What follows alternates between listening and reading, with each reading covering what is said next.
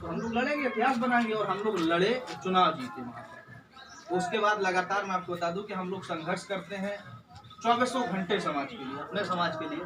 हम लोग युवा हैं, एक नया खून है, नया जोश है, बहुत बड़ी टीम है पूरे प्रदेश में। और दूसरी चीज़, मैं समाजवादी पार्टी में भी हूँ। इसलिए हूँ समाजवादी पार्टी में क्योंकि भाजपा में जा नहीं सकता हूँ। क्यों भाई? हमारे समाज तो क्यों, क्या दलित ही रहेगा, वो नीचे रहेगा? उसका राजनीतिक बाबा साहब ने कहा था ना कि जब तक समाज का राजनीतिकरण नहीं होगा, वो समाज अपनी भागीदारी तय नहीं कर पाएगा कि मेरी भागीदारी है क्या, मेरा प्रतिनिधित्व है क्या, मैं कहाँ खड़ा होऊंगा, क्या होगा। राजनीति सारी चीज तय होती ना भाई। राजा किसको मानते हैं?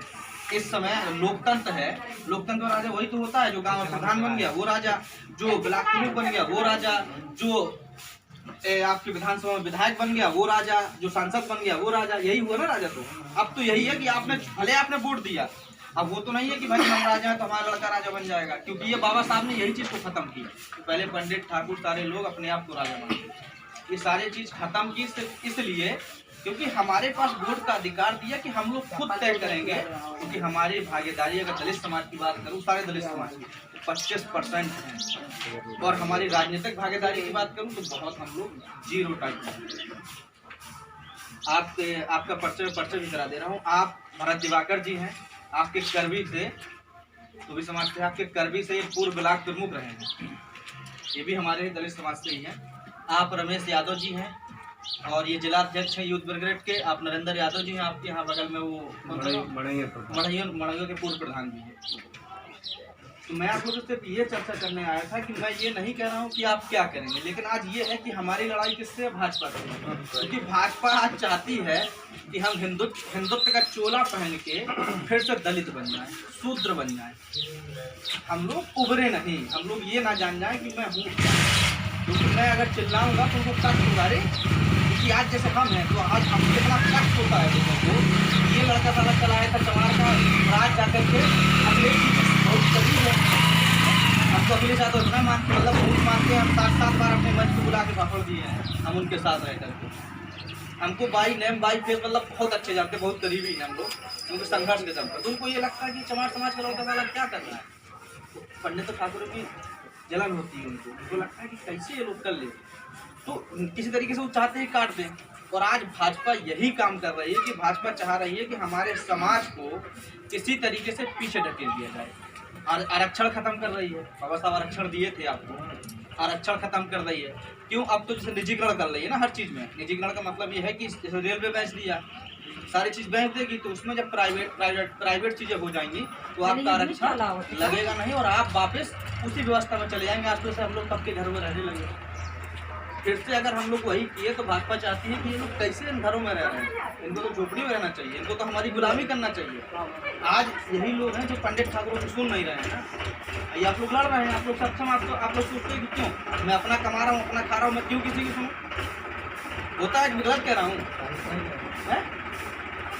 इस तरह की चीज़ें हैं। तो हम लोग नहीं चाह रहे थे। बहन जी हैं हम लोग, बहन जी की मैं कभी बुराई नहीं कर सकता और बुरा नहीं सुना भी नहीं। लेकिन बात ये है कि आज बहन जी जो काम कर रहे हैं वो मानवर जी ने जो काम सौंपा था उनको, उसको छोड़ दिया। मानवर जी ने कहा था कि मानवर जी लड़ाई लड़े थे 1585 क्या थे? मानवर काशीराम जी ने जब बीएसपी बनाई थी तब कहा था कि हम लोग 1585 की लड़ाई लड़ने आए। मतलब 85% है हमारा बैकवर्ड समाज, हमारा एससी समाज, हमारा मुस्लिम समाज। लेकिन हम पंडित ठाकुर और बनियाओं के खिलाफ लड़ाई लड़ेंगे क्योंकि इन्होंने हमारा शोषण किया। लेकिन आज बहन जी 85 की बात छोड़ करके 15 की बात करने लगी। बहुजन हिताय बहुजन सुखाय की बात थी जब मनोहर जी थी। आज वो नारा हो गया सर्वजन सुखाय सर्वजन हिताय। आज नारा ही बदल गया बहुजन समाज पार्टी। और ये बताइए कि उसमें उस पार्टी के अंदर कोई नेता, कोई व्यक्ति डेवलप नहीं हो सकता। क्यों? क्योंकि बहन जी चाहती है कि मेरे अलावा कोई दूसरा नेता मेरे समाज का खड़ा ना हो। आप देखिए चंद्रशेखर, आपका एक भाई चंद्रशेखर, एक चंद्रशेखर और जानते हैं बीमारी वाला, नाम सुने हैं आप? वो बेचारा संघर्ष कर रहा है, ठीक है, उसको भी बहन जी नहीं बचा पा रही, उसको भी दलाल बोल देती है। क्यों? क्योंकि उसको डर सताता है, क्योंकि अब वो बॉडी बनना चाहती है। उनको ये लगता है कि मैं हम उनमें अंदर घमंड आ गया। वो आपके समाज का वोट अब बेचना चाहती है। अरे वोट बेचना ही तो है। अरे कोल को टिकट दे दिया मिर्जापुर से बुलाकर 5-10 करोड़ ले लिए उससे। किस बात के लिए? कि तुमको चमार वोट बंधुआ है मेरा, तुमको मिल जाए। हम बंधुआ है क्या? बताइए हम लोग, बताइए आप लोग। भाई मैं भी तो हूँ उसका, ऐसा नहीं है, बदनाम हमें भी झेलना पड़ता है। क्या हम लोग बंधुआ हैं? नहीं है ना। तो मैं बस इसलिए आया हूँ कि हम लोग, हमारी बसपा से लड़ाई नहीं थी, लेकिन हमारी लड़ाई भाजपा से है। अगर भाजपा किसी भी तरीके से, भाजपा पूरे प्रदेश और देश में मजबूत जिस तरह से हो रही है, अगर वो होती रही तो हम लोग फिर से आर्थिक, मानसिक, शारीरिक सारे गुलाम हो जाएंगे। इसमें नो डाउट, इसमें कोई संदेह नहीं है। तो जब अगर हमें वो गुलामी से मुक्त होना है तो हमें जो 85 की लाइन है उसमें एक होना पड़ेगा। अभी आपको मैं बता दूं, आपको कहीं तो वीडियो भी दिखा दे रहा हूँ। अभी हाल में बस बीजेपी सरकार ने, जैसे आप कई लोग हैं, आप पढ़े कहाँ तक पढ़े?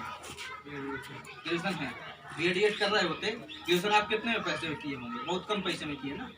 स्कॉलर भी आई। अब मैं बता दूंगा आपको कि सारी चीज़ें अब आपकी खत्म कर दी गई। अब SC के लड़के को मेरे बाबा साहब दिए थे उस समय से, आज तक चल रहा है। और अब वर्तमान में अभी आया है, अगस्त में आया है एक रूल कि SC समाज का लड़का अगर कोई भी कोर्स करता है, वो चाहे BTech हो, चाहे MBA हो, चाहे BEd हो, इन सारे कोर्सों में जो फीस मिलती थी सरकारी तरफ से, वो फीस रोक दी। इसलिए क्योंकि SC पढ़ लिख रहा था, भाई फ्री में को मिल जा रहा था।